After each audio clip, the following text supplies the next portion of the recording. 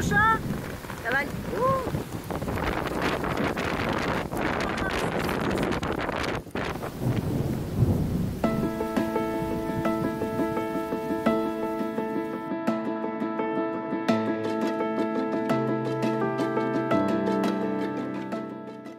L'Islande offre une expérience inoubliable pour les motards passionnés en quête d'aventure et de paysages à couper le souffle.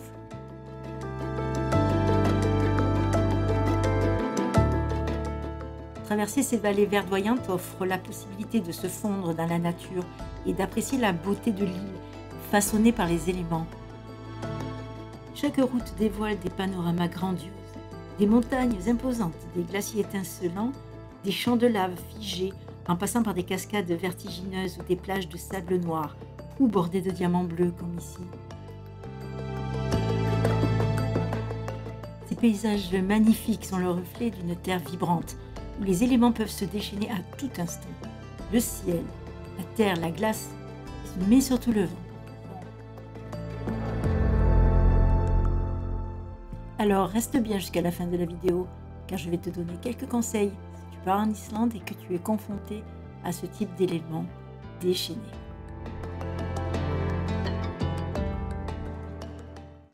Coucou Oli. Coucou. Dis-moi, c'est quoi ce temps-là? Eh ben, ce temps, c'est la tempête qui vient du sud. En fait, quelle tempête? Parce que là, on est en France et la tempête, on a connu déjà. Tempête petit joueur, parce que c'est des vents à 90-100 km/h. Là, on parle d'une tempête avec des vents de 150-160 km/h. Là, on est à Vik. On a envie de s'arrêter parce qu'on vient de trouver un phénomène de tempête islandaise. Ouh, il fait froid. On était du côté de Fludir, c'est-à-dire sud-ouest de l'Islande, à l'est de Reykjavik. C'était le 27 juin. Et notre objectif du jour, c'était de s'avancer pour aller prendre le ferry et de faire une pause à... Ouais, alors, je te laisse prononcer le nom. Ouais, attends, moi le nom exact, j'ai noté. Ouais, Kirkjubøyarklaustur. Voilà, je n'aurais pas fait mieux. Non, on ne t'aidera pas parce que notre route, ça consistait à descendre donc un petit peu au sud et ensuite rejoindre la route circulaire qui passe par Vik et qui va finalement tout le long de la côte jusque-là, sud, jusqu'à notre ferry. Bah, oui, c'est la représentation du ferry qui était là. Alors on avait eu une info qu'il y allait avoir des forts vents et que ces vents allaient arriver en fin de matinée. Donc l'idée c'était de partir tôt pour les éviter, sachant qu'on était à 2 jours de notre ferry et que si on prenait l'autre route dans l'autre sens, ça nous rajoutait énormément de temps. On aurait eu peu de chances d'arriver à l'heure au ferry. Oui, dès qu'on a atteint la route circulaire, on a commencé à effectivement ressentir un vent très fort et il y a des panneaux qui indiquent la vitesse du vent en Islande, à tous les quelques kilomètres. Et là, on voyait ça monter. Souvent, on prenait de l'angle en étant sur des routes droites. Mais là, ce jour-là, c'était une machine à laver. Il y avait des vents de partout et pas d'endroit pour se poser, en fait. On ne pouvait pas vraiment ralentir, on ne pouvait pas se protéger parce qu'il n'y avait rien dans la zone où on était. Les véhicules gardaient une distance avec nous parce qu'ils nous voyaient inclinés alors qu'on roulait sur des lignes droites. Et puis, surtout, on avait ce vent qui montait. Et donc, finalement, à un moment donné, on a frisé la catastrophe parce qu'on voyait que c'était plus possible. Pour moi, de toute façon, j'allais tomber, c'était sûr. Le tout, c'était de savoir quand. Donc, j'ai vu, on a réussi, on est passé jusque-là, on est descendu, première station-service, je stoppe tout. C'est monté encore jusqu'à 150, 160 même. Il y a une femme sur une plage à Vik qui s'est envolée. Et puis, on s'est réfugié dans un bar, station-service, restaurant. Et on a essayé de trouver un moyen de se loger pour la nuit parce que tous les services de bus étaient arrêtés, les camions ne circulaient plus, les voitures certaines ne circulaient plus non plus, les camping-cars ont eu des problèmes, sont sortis de route, etc. Donc ça devenait assez catastrophique. En Islande, les logements, ils sont rares, ils sont chers et là, quand on n'a pas réservé 6 mois à l'avance, il reste que des logements à 400-500 euros. Donc, la nuit. Oui, pas la semaine, mais la nuit. Et puis j'avais vu aussi devant le restaurant, il y avait une espèce de vieux bateau qui servait de déco. Et je me suis dit, on pourrait très bien se caler là-dedans une fois qu'ils auront fermé la station-service. Nous, on a nos matériels, on pourra tenir la nuit en espérant que ça ne dure pas trop longtemps. Et puis dès qu'il arrête de pleuvoir, on part. Et finalement, au bout d'un moment, donc toi, tu as eu quelqu'un en ligne. Oui, j'ai eu des gens très sympas qui ont accepté de venir nous chercher en voiture et de nous ramener le lendemain matin à nos motos. But your car seems to be stable. Yeah, it's okay. It's not so windy. We know how it is here. Can it be worse? We have seen it worse, yes.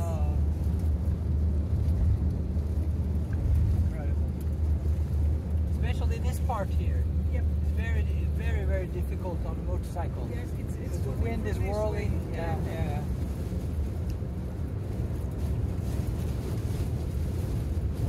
Well, after that, we said we stop.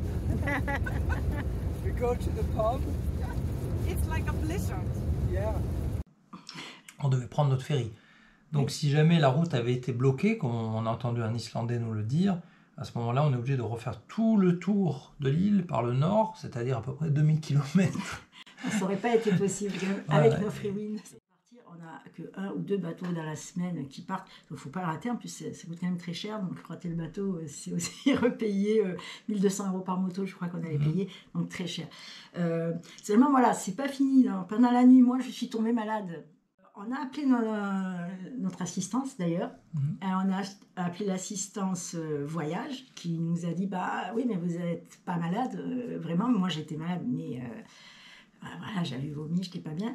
Mais bon, ça ne suffisait pas. Mais à la limite, ils auraient pu me faire hospitaliser ou quelque chose. Mais pour la moto, de toute façon, elle restait là. Et l'assurance moto, pareil, vous n'avez pas eu d'accident. Non, vous n'êtes pas tombé. Non, on ne peut pas vous rapatrier. Et puis dans tous les cas, même si j'étais tombée, on ne rapatriait pas la moto. La moto serait allée au premier garage venu et puis elle restait en Islande. Donc non. Les secours ne pouvaient même pas venir en fait, c'est ça, c'est que même eux qui sont habitués, ce jour-là c'était exceptionnel, donc même quelqu'un qui était renversé sur la route, les secours ne venaient pas. Donc prendre sa moto, c'était pas possible. On s'est dit, on ne sait pas dans quel état on va aller retrouver nos motos, mais si même les bagages vont rester accrochés, de toute façon là, à ce moment-là, on avait juste envie d'être à l'abri. Et moi, ma mauvaise nuit, j'étais pas sûre de tenir les 600 km. La fin, ça a été dur. Très dur, oui. En plus, on a eu sur la fin, bien sûr, des travaux routiers avec des gros graviers comme des tailles de balles de golf sur la chaussée bitumée, ce qui est super pratique, hein, surtout en couche épaisse. Enfin, il y a vraiment tout qui nous est tombé dessus. On s'est trompé de route, il faisait froid, on est arrivé très très tard du coup cette journée parce que je devais faire des pauses à peu près toutes les 1 heure, 1 heure et demie parce que voilà, j'étais toujours malade moi hein, quand même, et puis très fatiguée n'ayant pas dormi la nuit. Et ça n'en finissait plus. Et quand on arrive, on avait réservé donc une auberge de jeunesse. Et je vois, c'est pas 23 heures. Donc pareil, il fait jour, mais c'est quand même 23 heures. C'est assez perturbant d'ailleurs. Et là, on arrive et puis c'est fermé en fait, parce qu'on est arrivé trop tard. Et on se dit, où va-t-on dormir? Jusqu'à ce que y a un gars qui ouvre la porte, parce que lui sortait fumer. Heureusement, merci, il fumait hein, ce jour-là. Et on s'est incrusté dans l'auberge parce qu'il n'y avait plus de gardien, il était parti. Et on a pu récupérer ce qui nous a semblé être nos lits. Il y en avait 2 de dispo. Mais de toute façon, on n'a pas cherché à comprendre. On s'est mis dans 2 lits. Moi, je ne me suis pas déshabillée en fait. Je suis tombée sur le premier lit que j'ai trouvé. Et puis, je crois Olivier il a eu le temps de se retourner. Je dis, c'était fini, plus de son, plus d'image jusqu'au lendemain. Et le lendemain, ça y est, on arrive au ferry. La tempête nous poursuit quand même, faut rappeler ça aussi. Et on arrive sur le ferry, on passe 2 jours sur le ferry et 2 nuits, une nuit. Plutôt agité. Agité parce que la tempête nous poursuit. Ça bouge. La vraie piscine à vagues.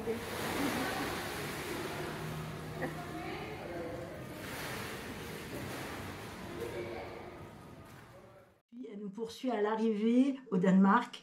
Elle nous poursuit tout le long du Danemark. Et on voulait aller en Suède, c'est pas possible, tempête. Et on va aux Pays-Bas et elle nous poursuit encore. Et là, d'ailleurs, il y a eu 2 morts. Donc la tempête, on a été tout le temps poursuivis par cette tempête exceptionnelle.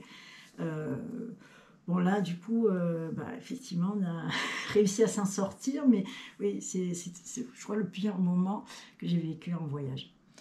En tout cas, la morale de l'histoire, c'est que les motards du coin, les motards islandais ou féroïens, ils utilisent des motos plutôt lourdes et basses, c'est-à-dire en gros des customs, qui sont moins sensibles au vent violent. Et justement, les trails qu'on peut penser être idéaux pour aller dans l'intérieur du pays, sur les routes ou les chemins, on ne peut pas appeler ça des chemins parce qu'en fait ce sont des routes où on n'a pas le droit de faire d'off-road, mais c'est pas le plus adapté quand il y a du vent. Voilà, donc...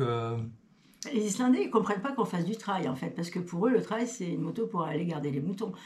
Pour eux, ils ont des sportives, ils ont tout à fait d'autres motos, mais nous, en trail, c'est des gens qui viennent faire un terrain de jeu, mais les Islandais, ouais, ils n'ont pas cette approche. Et les Féroé non plus, parce qu'ils étaient tous à Harley, ceux qu'on a rencontrés, donc les îles Féroé. Le conseil pour l'Islande, c'est d'avoir cette carte, en fait, c'est la carte vélo de l'Islande, où sont répertoriés tous les cours d'eau, effectivement, avec leurs difficultés, également les montées et les descentes, ça peut être utile de le savoir. Et donc, c'est quand même bien utile. Voilà. Bye bye.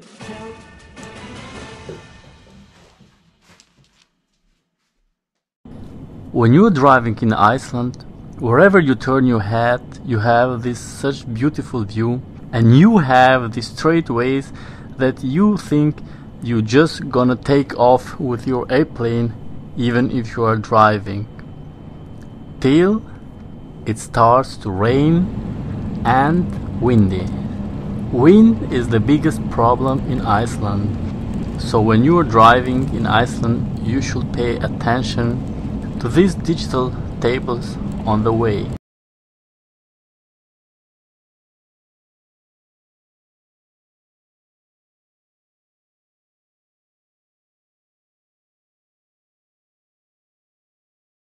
One example how strong can be the wind.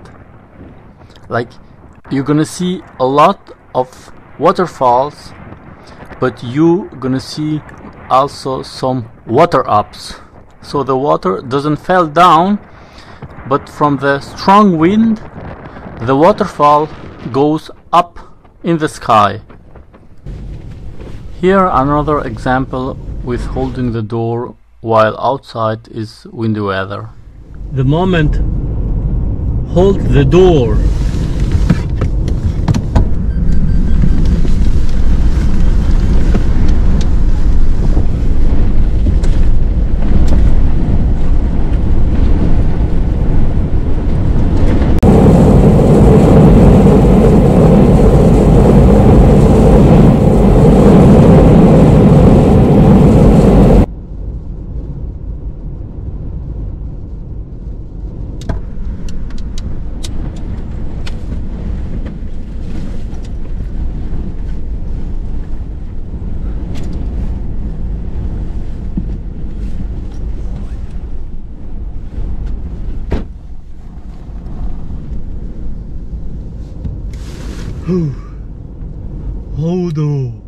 Hold on.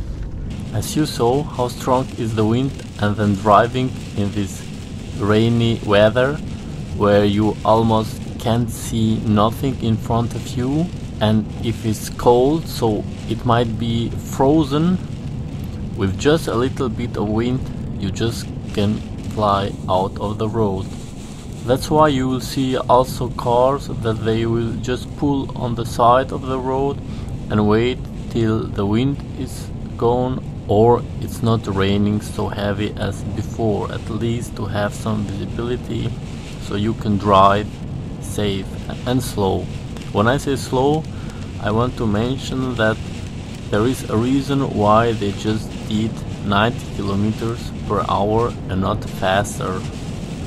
Because really in this kind of condition, if you drive more than 90 and you have this visibility, so that you cannot see what's 100 meters in front of you, and then you have this strong wind that might be fatal.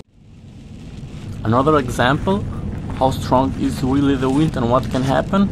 The same weather that we are watching here on the video, 2 of these cars were just overturned on this road the same day I just filmed this video.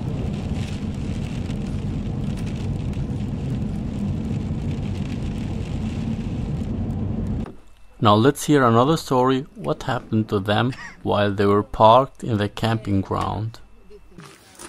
Window, don't have roof. I stayed in a park, and the window, and it was the window closed. flew up. Yes, the window was closed, and the Because of the wind yes. At the moment we saw flying. Yes. Another problem that causes the wind is that when you're driving and you have a car in front of you, but sometimes you don't have it also just because of wind, there are coming rocks, stones in your window, and then you have a broken window. This kind of damage is also very expensive if you don't have insurance. Before you start to travel, it's very good if you go inside in this website and check for the weather condition, because there you're gonna have the temperature, then you have the minimum and the maximum speed of wind.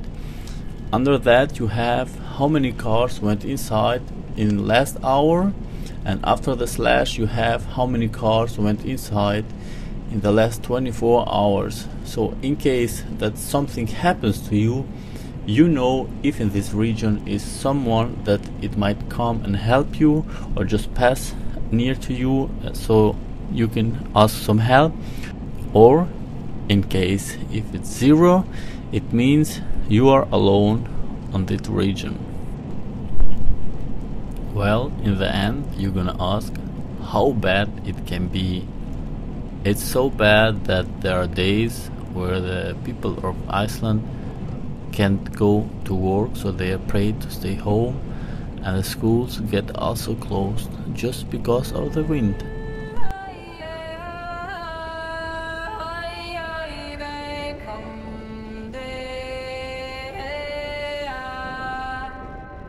Snow falls, silent night, life and death embrace. Mountains stand like old gods in this frozen place. Ice and fire entwine, whispers on the wind. Nature's cruel and kind, where dark